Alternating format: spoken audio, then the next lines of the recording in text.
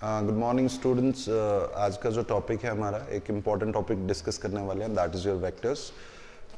इसका यूज़ आपका 12th class में और 11th क्लास में मैक्सिमम रहेगा, क्योंकि फिज़िक्स में हमने बहुत सारी फिजिकल क्वांटिटीज़ को डिस्कस करना है। तो we will discuss vectors today. तो फर्स्टली, अगर फिजिकल क्वांटिटीज़ हमने बहुत सारी डिस्कस करनी है, ऑलरेडी हमने काफ़ी फिजिकल वर्ल्ड में भी काफ़ी क्वांटिटीज़ को डिस्कस किया। तो क्लासिफिकेशन अगर देखें तो दो टाइप्स की क्वांटिटीज आपकी होंगी। First one is scalar and other one is vector.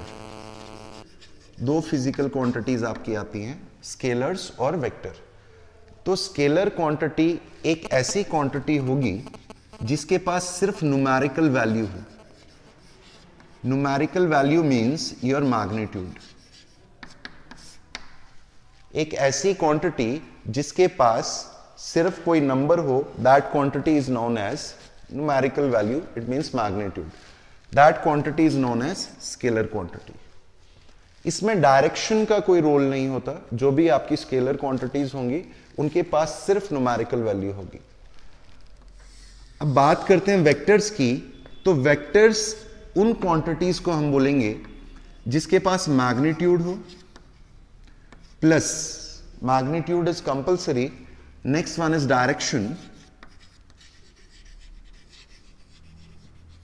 ये आपके पास दो चीजें कंपल्सरी हैं। एंड थर्ड इंपॉर्टेंट टर्म जो इसके साथ रिलेट करती है, that is laws of vector. आने वाले कुछ दिनों में हम लॉज ऑफ वेक्टर पढ़ेंगे। एडिशन के लॉज हैं, आपके मल्टीप्लाई के लॉज हैं। तो वेक्टर क्वांटिटी, आप एक ऐसी क्वांटिटी को बोलोगे जिसके पास न्यूमेरिकल वैल्यू हो, जिसके पास डायरेक्शन हो और जो वेक्टर के लॉज को भी ओबे करे। ऐसी क्वांटिटी जिसके पास मैग्नीट्यूड और डायरेक्शन है और वो लॉज ऑफ वेक्टर ओबे नहीं कर रही है, तो उस क्वांटिटी को आप वेक्टर क्वांटिटी नहीं बोलोगे। In case of exception is there your current. Current has got magnitude as well as direction, but it does not obey the laws of vector. That is why it is not considered as vector quantity. Okay. So, अब बात करते हैं scalar और vector के बीच के कुछ differences का। तो स्केलर क्वांटिटी को हम सिंपल अल्फाबेट से रिप्रेजेंट करते हैं। जैसे work done is represented bye W। Work is a scalar quantity. Simple alphabet. इनके पास सिर्फ क्या होगा, मैग्नीट्यूड। अगर बात करें हम वेक्टर्स की, तो वेक्टर्स जैसे for example we take a quantity that is known as force. So force is a vector quantity. It has got magnitude, it has got direction and it obeys the laws of vector. So it is represented by F having arrow over it. इसके ऊपर एक arrow mark होगा। This represents force vector. अब इसको force, अगर हम simple F ले लेते हैं, इट ओनली रिप्रेजेंट्स मैग्नीट्यूड। हम फोर्स के सिर्फ मैग्नीट्यूड की बात कर रहे हैं। अगर हम इसके ऊपर एरो डाल दें, इट रिप्रेजेंट्स फोर्स वेक्टर। फिर हमें इसकी डायरेक्शन भी मेंशन करनी पड़ती है। नेक्स्ट क्वांटिटी की अगर हम नेक्स्ट डिफरेंस की बात करें, सो अगर आपके जो स्केलर हैं, this one is scalar and this one is vector. Scalar quantity कब चेंज होगी? स्केलर क्वांटिटी तब चेंज होगी जब उसका मैग्नीट्यूड चेंज होगा। जब for example there is a 50 kg mass है, it mass is a scalar quantity. Scalar quantity change कब होगी? जब इसका 50 चेंज होगा, मींस इसकी न्यूमेरिकल वैल्यू मैग्नीट्यूड। अब मैंने किया 55, I added 5 kg more, that is 55 kg।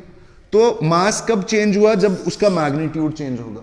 It means scalar quantity कब चेंज होगी? जब उसका मैग्नीट्यूड चेंज होगा, उसी टाइम आपकी स्केलर क्वांटिटी चेंज होगी।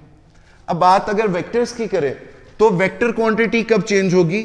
जब उसका मैग्नीट्यूड चेंज होगा तब भी चेंज होगी। जब उसकी डायरेक्शन चेंज होगी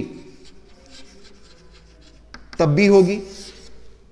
और अगर मैग्नीट्यूड और डायरेक्शन दोनों चेंज हो तब भी आपकी वेक्टर क्वांटिटी चेंज होगी। सो फॉर द, अगर हम ग्राफिकल रिप्रेजेंटेशन की बात करें,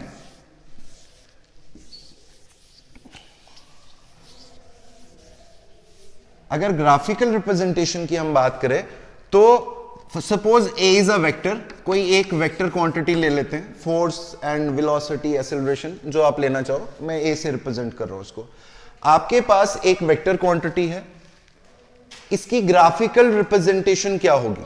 it is represented by an arrow OB. एक वेक्टर को ग्राफिकली रिप्रेजेंट कैसे करेंगे? It is represented by an arrow OB. ये जो इस एरो की लेंथ है, एरो की length it gives us magnitude,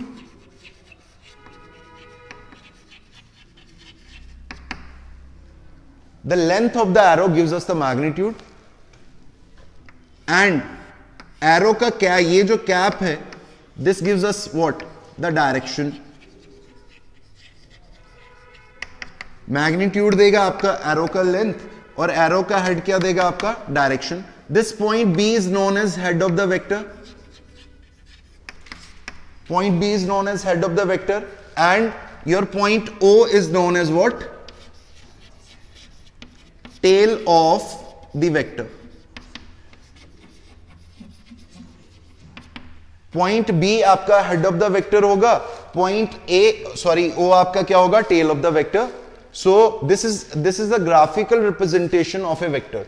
so vector quantity, फिर से वेक्टर क्वांटिटी में खाली दो चीजें नहीं होती हैं, प्रॉपरली आपको पता होना चाहिए। छोटी क्लासेस में आपको बोला गया कि न्यूमेरिकल वैल्यू होनी चाहिए और साथ में आपका डायरेक्शन होनी चाहिए, ये तो कंपलसरी है। बट तीसरी एडिशन आज आपने क्या सीखी कि मैग्नीट्यूड भी होना चाहिए, डायरेक्शन भी होनी चाहिए, और वेक्टर के लॉज को भी जो क्वांटिटी ओबे करेगी उसी क्वांटिटी को आप वेक्टर क्वांटिटी बोलेंगे। सो नेक्स्ट लेक्चर में हम थोड़े से इसके टाइप्स पढ़ेंगे और डिफरेंट हम लॉज ऑफ वेक्टर को स्टडी करेंगे। Thank you very much.